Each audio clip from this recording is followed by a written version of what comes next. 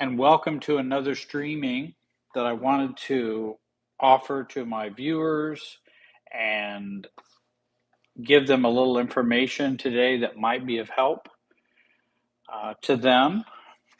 And maybe I should do these daily anyway. Maybe I should do kind of a daily journal with Jerry, and maybe that would be a supportive thing to do. I hadn't even thought about that. Might be something I might do.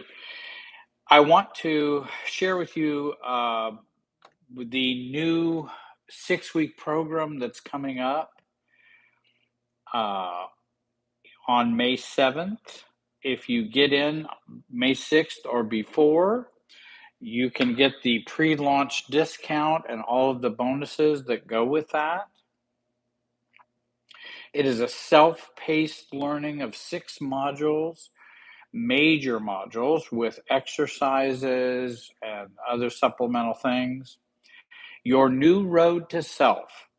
All you have to do is go to the website, my website, Jerry Wise Relationship Systems, and the program's right on the front page, or you can click the link that I think will be added below.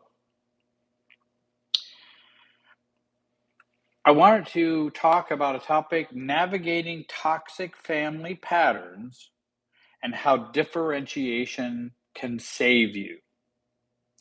Now, that sounds like a pretty broad statement and a pretty serious statement. You mean that self-differentiation can save me? Well, I'm going to share with you some things that you can decide whether that would be the case or not.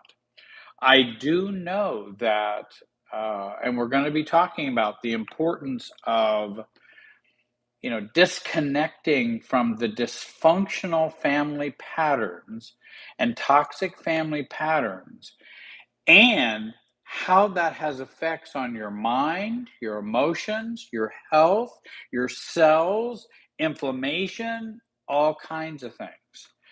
And one day the medical community, I think they've already started, but we'll begin to see that as a much more important um, thing to take a look at. I remember when I was doing a chaplaincy program, and it was in a pastoral counseling supervision group, and we were working at the hospital, and certainly it was interesting to do family genograms with patients, or at least a thumbnail sketch of those family genograms with patients. And it was interesting, the healthier the family, the healthier the patient would be. The more unhealthy the family, the more the outcomes were not as positive for the patient. Now, do you think that's possible?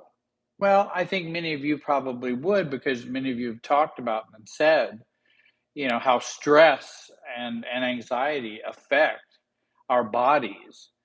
We are all connected, our body, mind, spirit, everything is connected with us.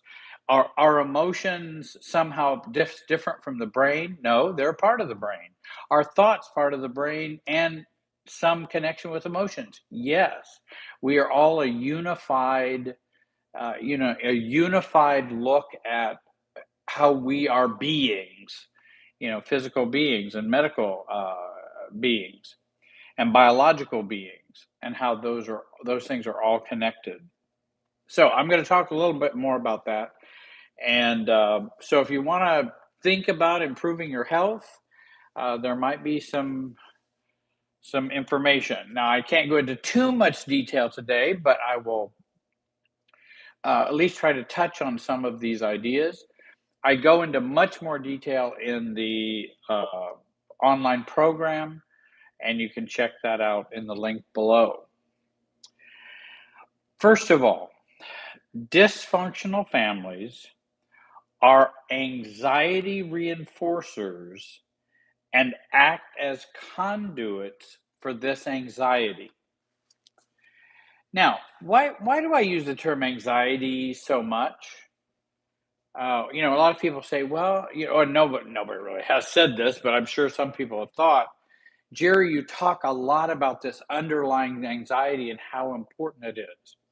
Well, because in the world of the animal world and the human world, there is this underlying anxiety which has to do with the fight and flight lower brain of ourselves.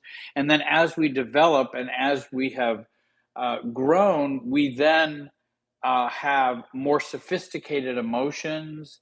You know, dogs or monkeys or what might have awareness, but they are not aware of their awareness.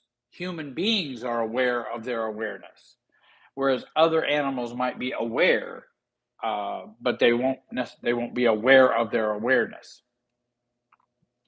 And so, but we are still on the same biological level in the sense that anxiety and this anxiety that has come from the lower brain for survival, fight and flight.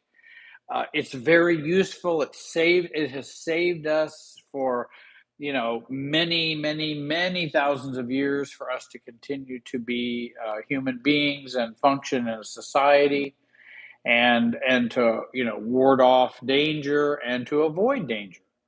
So we've needed that.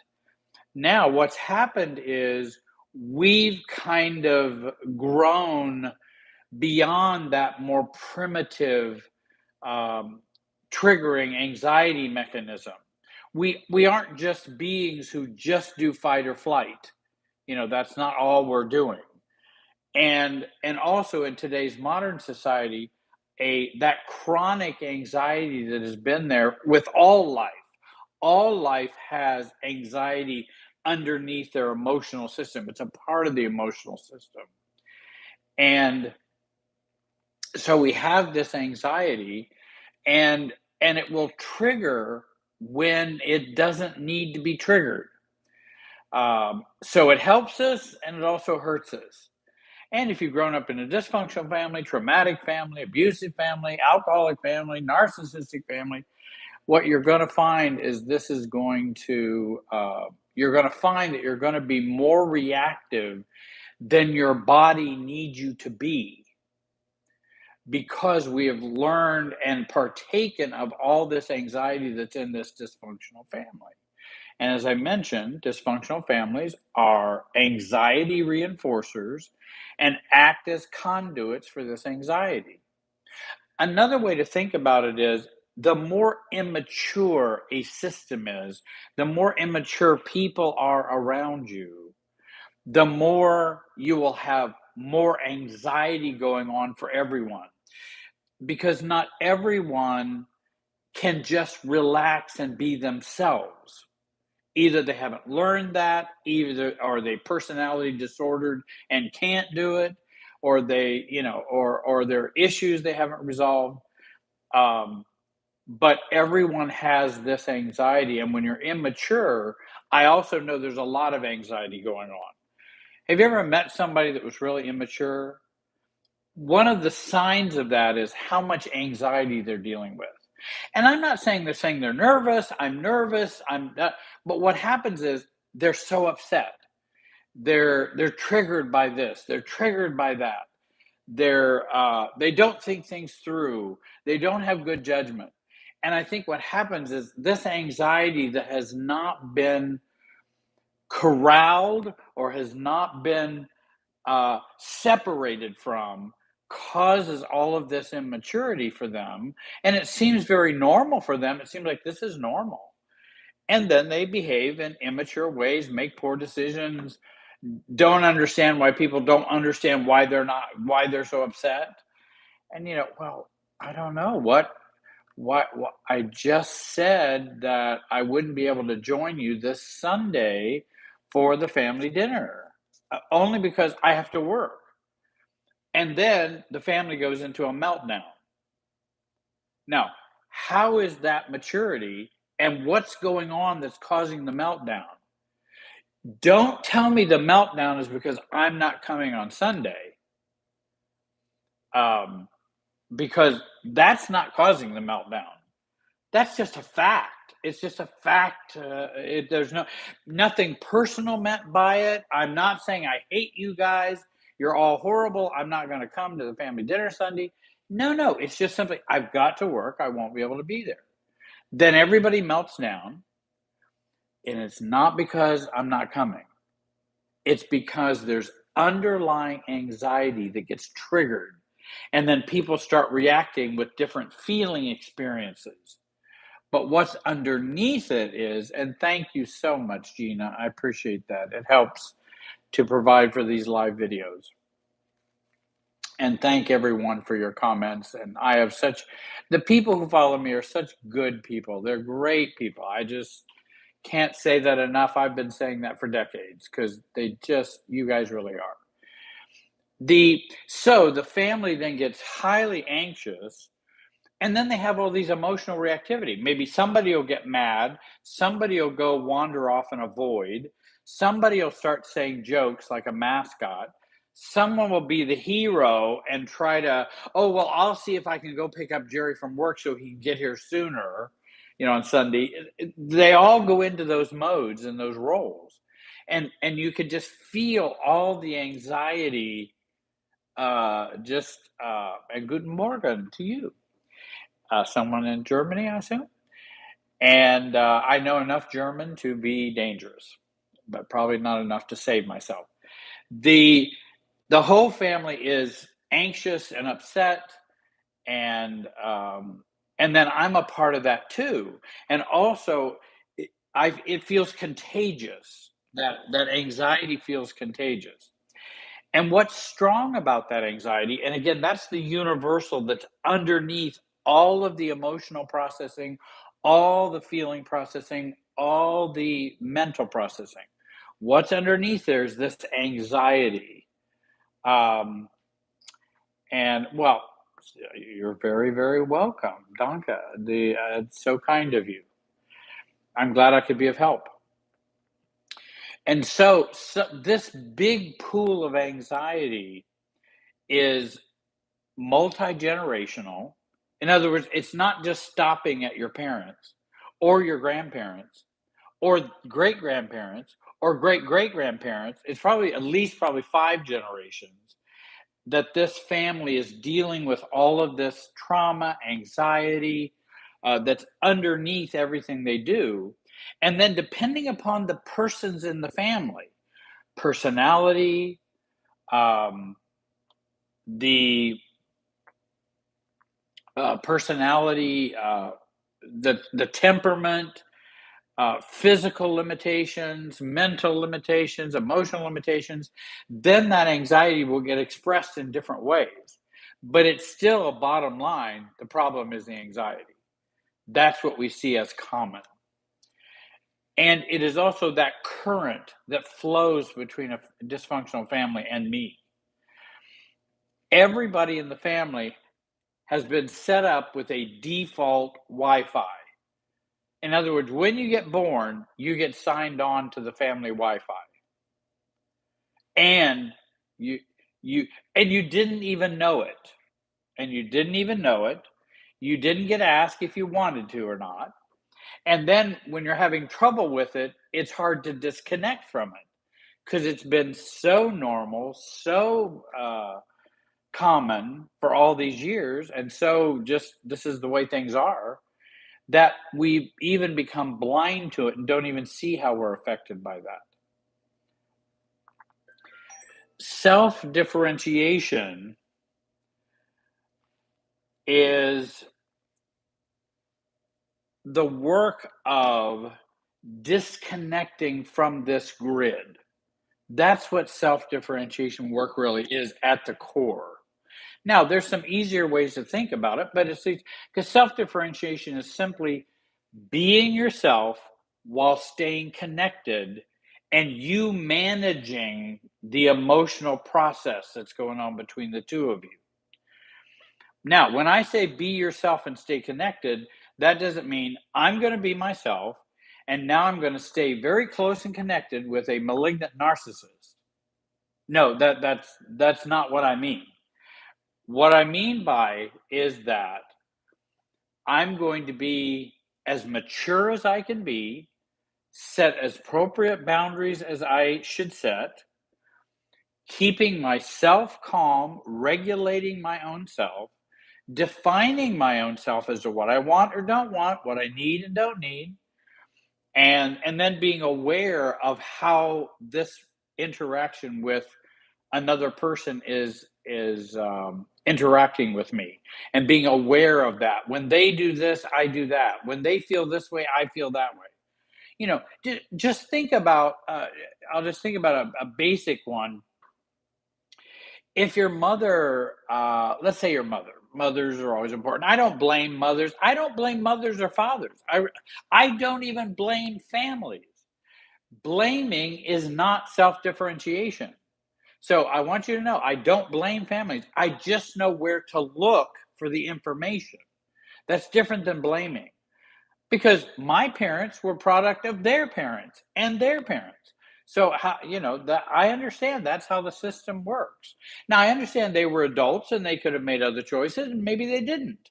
So we all have responsibility, but blaming's not going to get me anywhere to do that. It's not going to help me self differentiate. And in fact, blaming, you may not like this, blaming is a way to stay connected to the dysfunctional family anxiety and to remain as a conduit. If you continue the blaming, then you're going to have the trauma and injury, the have that trauma and injury, which then ends up being traumatized again, or we feel bad again. And and so what we want to do is to reduce that, let's say blaming. There are other things that keep us connected as well. The and see, I want to be able to get to a place, and self differentiation, kind of this whole process of self differentiation, is the work of how can I be a healthy cell or a healthy being and not be traumatized or filled with all the anxiety that's around me in the emotional system. How can I do that? Because then I'm able to maneuver in this world of relationships and with myself in a way that's more mature, more healthy, and I think more effective. I don't want to go into a room and all of a sudden I'm a victim of everything that's going on in the room, because the Wi-Fi is so loud. And I'll tell you, every room you go into there's Wi-Fi. If you go into your work life, if you go into church, mosque, temple, wherever you go to worship, wherever your family's at, oftentimes if you have a group of friends, the Wi-Fi is on, and everybody's Wi-Fi is pinging on everybody's Wi-Fi.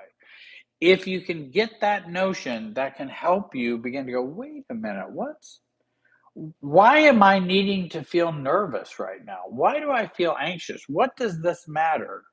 What am I worried about?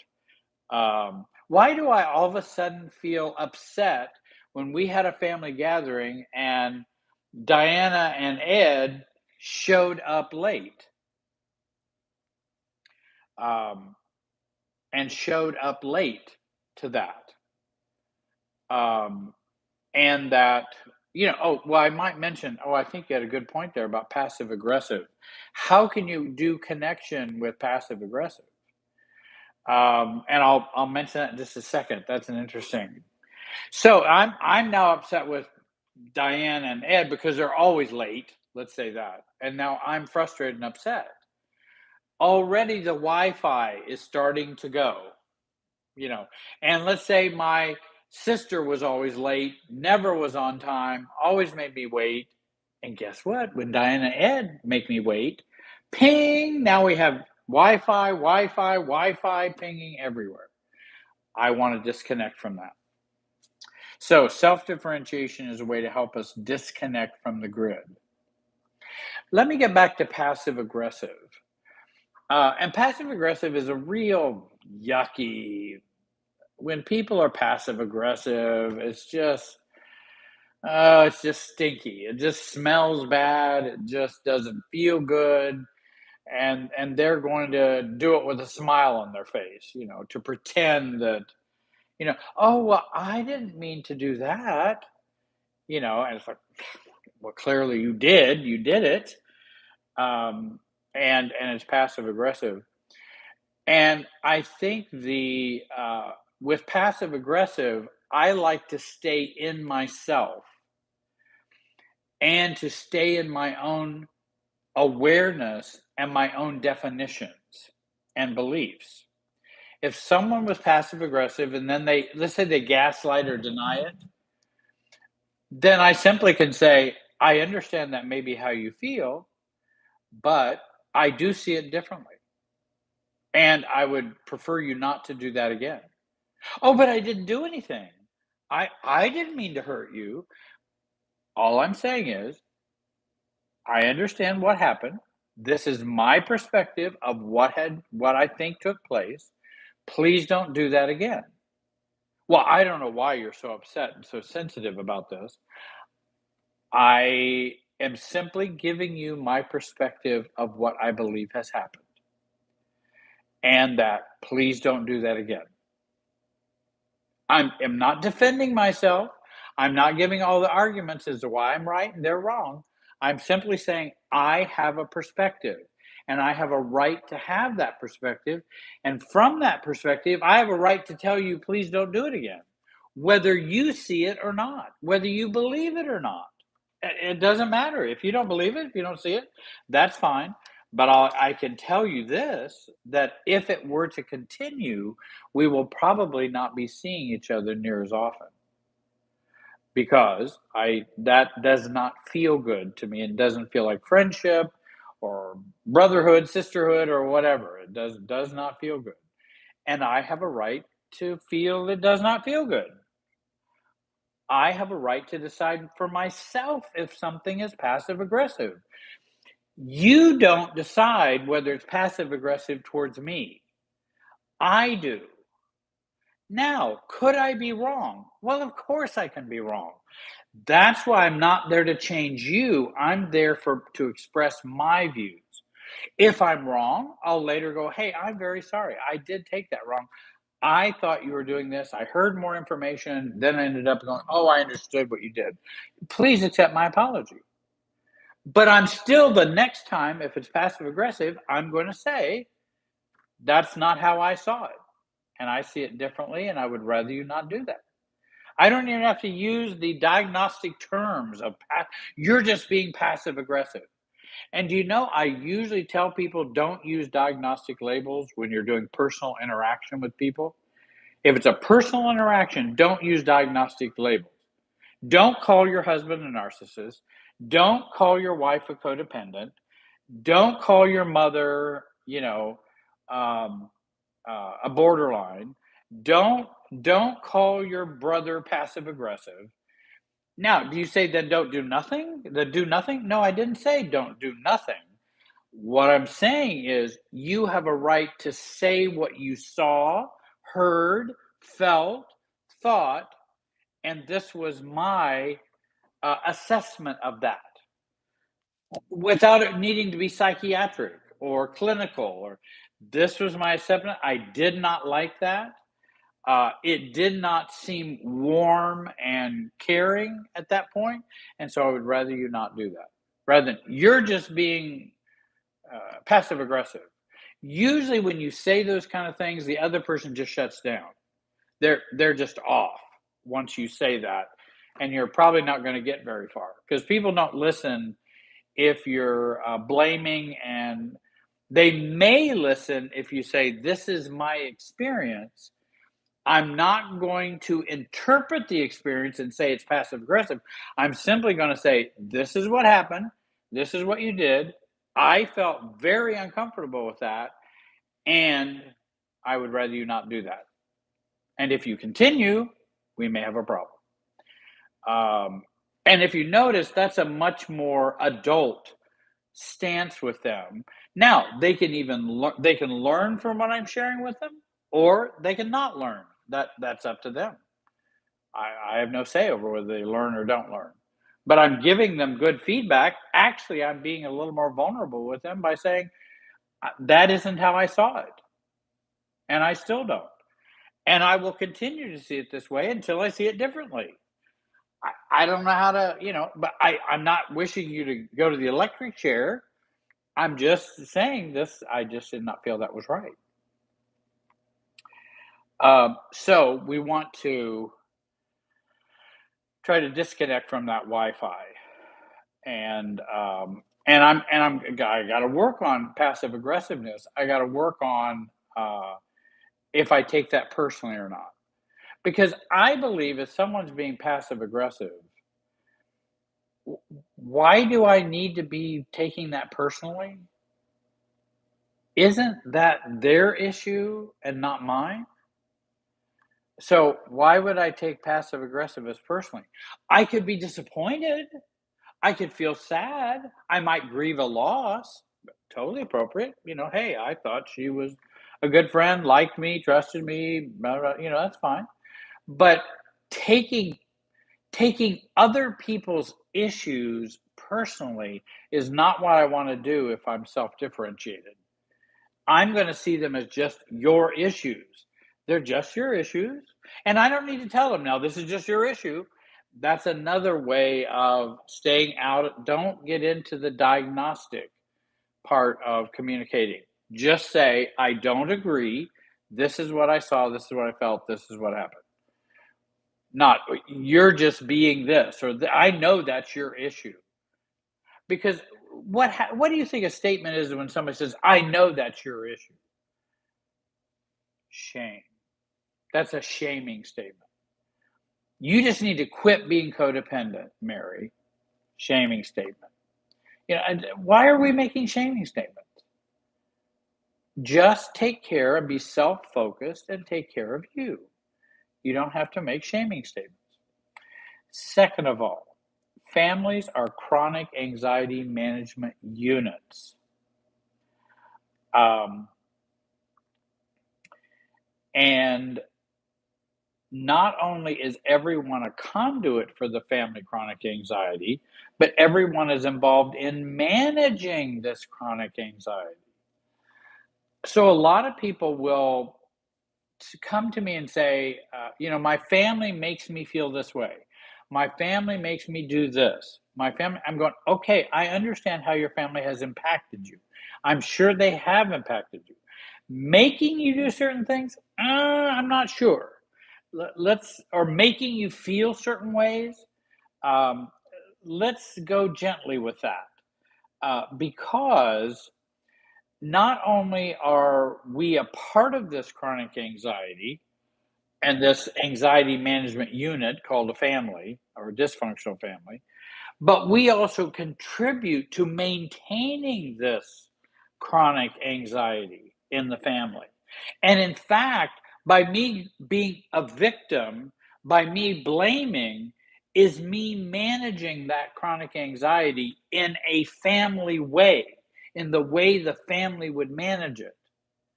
And self-differentiation is to help you get beyond you managing that chronic anxiety in the family chronic anxiety way. I want to manage it in another way rather than the way my family would manage it. I'm a victim. You caused me to feel bad. Da da da da da. That's just what the family would do typically. That's how they would handle it. I don't want to handle it their way. I want a new way of handling it. And that's what self differentiation can help. And then not only are we not partaking of the Wi Fi anxiety management unit's work that it's doing, we're not continuing to reinforce it either. And we don't want to reinforce that anxiety system that's going on. If your father yells at you and you yell at him, are you reinforcing the family's chronic anxiety management unit, or are you detaching from it? It's a pretty important question. I'm not saying you can't yell at anybody. You have a right to yell at anybody you want. You're an adult. Yell with whomever you want. I'm just telling you what the effects may be. if you feel like yelling, I guess you're going to yell. But the problem is, if someone's yelling, there's too much anxiety. The other person will then start yelling because there's too much anxiety. Now I have too much anxiety coming to me, and I have too much anxiety going back into the system. So now I'm managing this anxiety by reinforcing it. And I don't want to reinforce it. I do not want to reinforce it. Whether they change or not is up to them, but I don't want to be a part of that reinforcing. And that's a part of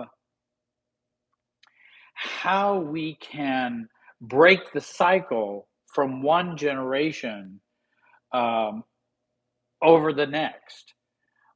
Whatever issues I don't resolve for this chronic anxiety maintenance that's going on between the two of us in our relationship and the family, whatever I don't resolve, guess who gets to resolve it? My kids, my grandkids, my great grandchildren. That's whatever I don't resolve, they get to resolve. Whatever my parents didn't resolve, guess what? I get to have to struggle with that.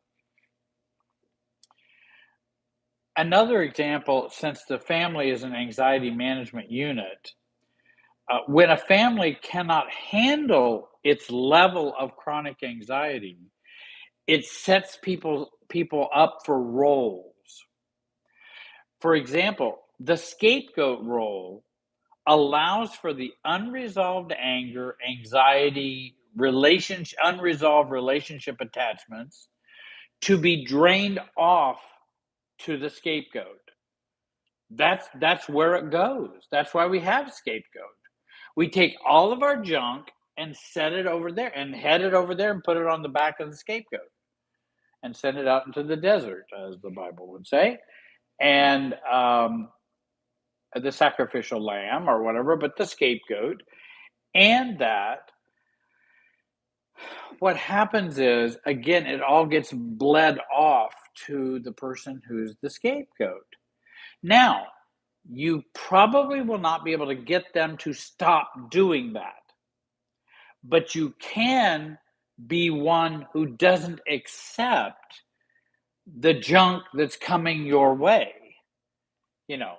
And if somebody says, well, I just think you always cause trouble for the family, Jerry, and I don't know why you can't just get along. Just do what everybody's doing. Come on, Jerry, what's your problem? Scapegoat kind of feeling, I'm always the wrong one. And then what if I were to be self-differentiated and go, well, I understand how you see it that way, but I don't really see it that way. I don't see myself as a troublemaker. It's unfortunate you see me as a troublemaker or a problem in the family. But let me tell you, my guess is the family needs to see me as a troublemaker. That probably helps the family in a number of ways. Well, what do you mean by that, Jerry? Well, I just mean that if I can't handle my own anger, frustration, maturity, all those kind of things, if I can't handle all that, it's going to go somewhere. And for families, it goes to scapegoats. So if that's what I am, if that's what the family needs, I guess that's what the family needs. But I can choose to not participate in that scapegoating. I can choose to not participate.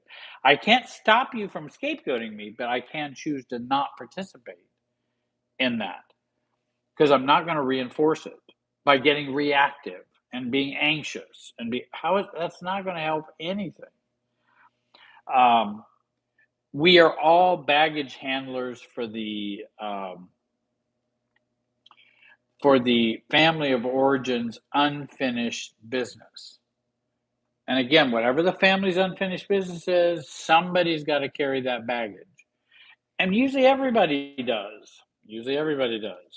Self-differentiation helps us become more aware and disconnect from being the family conduit. I don't want to take up too much of your time tonight, but let me continue on with point number 3. And I might want to mention with the workshop coming up, if you want to learn more about these things, I go into the more detail in the online program starting May 7th, and there's a pre-launch discount that's available. Sign up to the link below, take a look at it. It may save you several years of therapy and several thousands of dollars, many thousands of dollars in therapy. I've had people come, and I'm not the only one. There are some other practitioners in family systems work, but they will say the same thing. When people come, they could have been in therapy for 20 years and go, we never discussed any of this. Never was, not because the therapist was bad, but they had a different understanding, a different perspective. And I think this is much more effective. It's it's not it's not easy. Family systems and self-differentiation is not easy. Um, but if you stick with it long enough, you'll see how simple it really is. I know that sounds, but once you begin to change and transform, then you go, oh, now I see everything this way. Oh, it's a lot simpler than I thought. It's just hard to describe it without a lot of words. So that's what I have to do is use a lot of words. But once you get it, you just go, oh, yeah, that's it. There it is. And I hope that will happen for you. And for this program, I hope it will happen for you. Thirdly, dysfunctional families hoard chronic anxiety and reactivity. It's an absorbing machine. Dysfunctional families absorb anxiety all the time. This is why learning self differentiation is so important, um, because if we are if we're able to differentiate ourselves from the um, family, then we will not be a part of that anxiety hoarding and absorbing machine. If you focus on reducing your reactivity and your relationship anxiety and learn more about the work of self differentiation, you can greatly reduce the impact of your family of origin on you. That's from my own personal experience. That's from thousands that I've worked with before. I wish I were even a better vessel to be able to communicate this message even more, but I'm just who I am. And for some people I've said, hey, this is, well, and I've always had the view anything worth doing is worth doing poorly. And what I mean by that is I don't want to do everything poorly, but if it's worth doing, it's even worth doing poorly because it's still worth doing. It's still worth trying. It's still worth navigating that. In a self-differentiated state, we will not absorb or hoard the family's anxiety. And again, I want to cut off that Wi-Fi that's going on and that internal boundaries that I talk about in this online program. Setting and working on internal boundaries so that when the anxiety and emotions start to come this way, it just hits and goes off and drops down. It's not going to be absorbed. I'm not going to take it in. I'm going to keep in the observer role and not in the absorber role. Number 4, families' emotional processes can be silent killers. Now, that may sound like a funny thing to say. I think we have said for many decades and many years that hypertension was considered kind of a silent killer. Why did we consider it a silent killer? Because you didn't notice the symptoms. There are few symptoms other than just high blood pressure. But it it chronically works on your whole system and starts to erode the body and can cause strokes and heart attack and all kinds of things that may take years to develop. So it's kind of a silent killer. Do you know family chronic anxiety is also a silent killer as well? I believe someday we will see how family emotional processes and chronic anxiety are silent killers for us. Now, why would I say that? And some of you have already caught on to that in some of your trauma work, or maybe you've read things about different healing approaches. Chronic stress responses in the body, chronic anxiety promotes chronic inflammation in your body.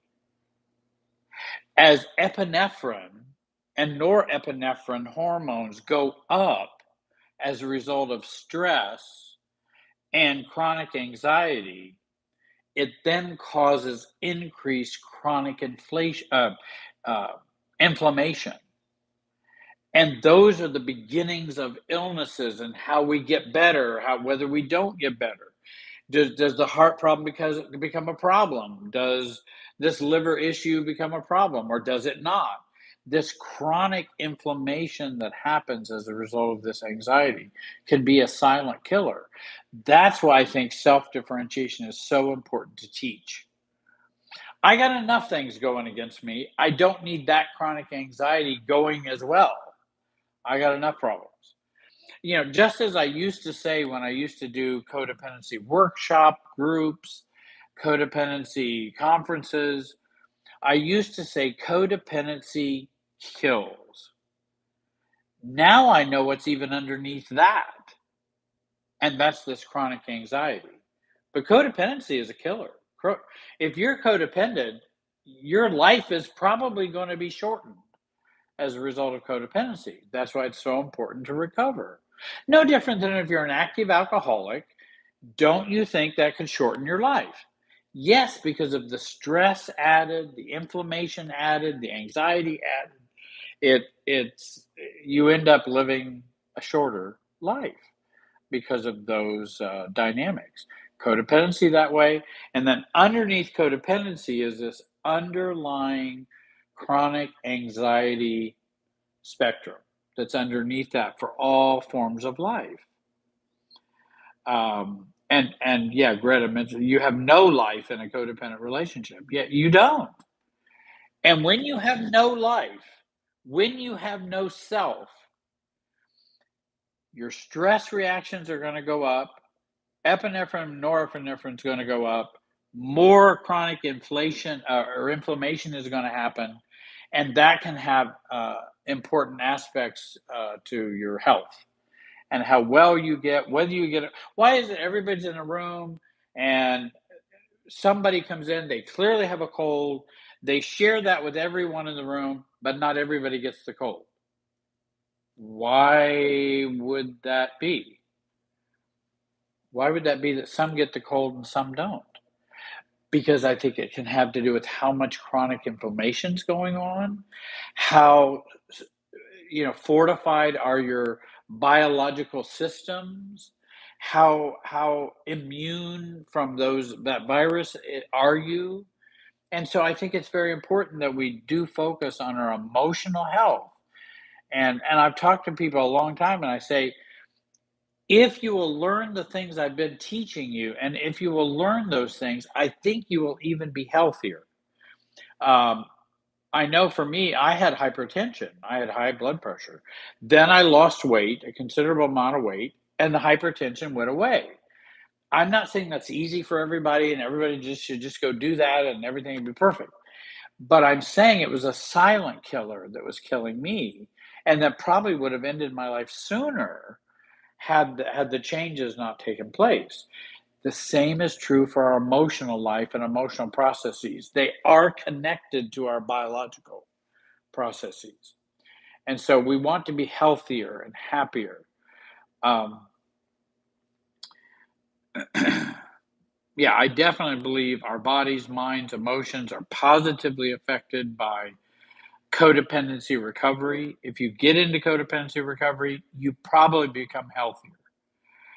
Um, Self differentiation aids you in becoming more yourself and not the puppet for the family's unresolved anxiety. That family's unresolved anxiety. You don't want to be a puppet for that. That's going to affect your mind, your emotions, your actions, your thoughts, your inflammatory system. It's going to affect all that, and your stress responses, and it's going to affect all that. And so I think doing this work, whether it's hard, easy, understandable, simple, whatever it is, it's still a good work to do. It's still a good work to do. Let's give an example. Say mom grows up in a shaming family. She grew up shamed by her family most of her life. And they were always worried in this shaming family that mom grew up in, what would people think? What would people think? Now we have this shaming going on. Oh, you didn't do that right. You need to do that right because what would people think if it wasn't right? Now we have a shaming dynamic going on. And now mom then shames her kids or adult kids as a way to reduce her chronic anxiety that has infused the family about what others think for years. Um, I can even my mother. I was pretty shocked, but I understand how that. I certainly understand how she can feel this way. She's on a walker. She was late 80s, if not maybe 90 or something, um, and that she saw the outside windows were had not been cleaned in a while. The windows had not been cleaned. And I thought, well, I'm not really a big windows cleaner. We can get somebody to do it, or I don't want to get up on a ladder, and it's just not a wise thing for me to do. And I may not want to do it. I mean, that's possible too. Maybe I don't even just want to do it. But we could get somebody, or we could get a nephew or someone to help with that. But she was so upset because she said, "Oh, my mother would have been aghast at these windows. She would have felt so ashamed." Mom, did you just say what I thought you said? Your mother has been dead for 45, 50 years, and you're going, what your mom, how shameful she would feel this would be to have those windows not clean? Now you see the Wi-Fi of the anxiety in the family system flowing throughout the generations.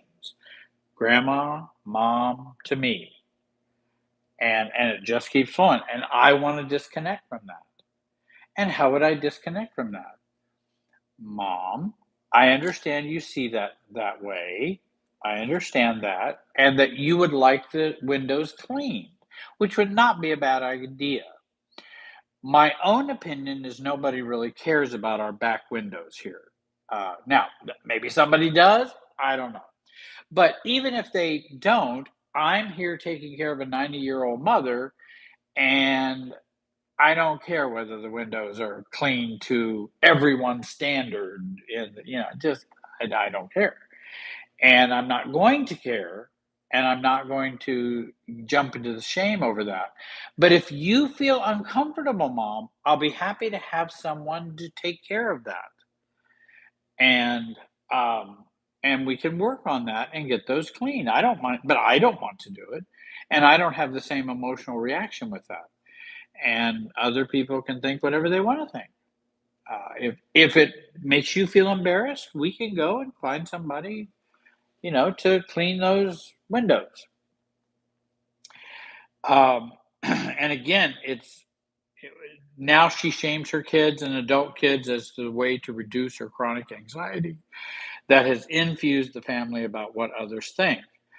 And the whole family has been infected with this anxiety. the whole family. And in fact, my mother, here's another thing.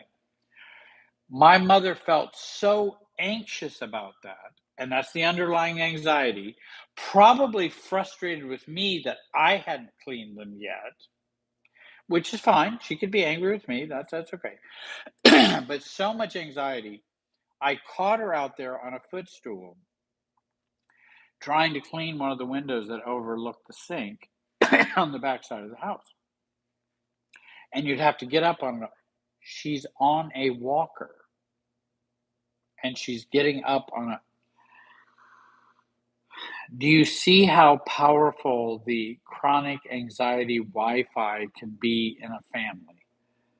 Even to the point of doing something that's dangerous, could be harmful, but because it's so strong, we will make poor decisions as a result of it. That's why the work of self-differentiation is so important. And so I would strongly recommend you set up, you take a look at the 6-week program I've got coming up, Your New Road to Self. And I'll probably need to call it a day tonight. I appreciate it. Next time I get online, we'll answer some questions for you. Again, thank you for joining me this evening. I hope you have a great day and be wise.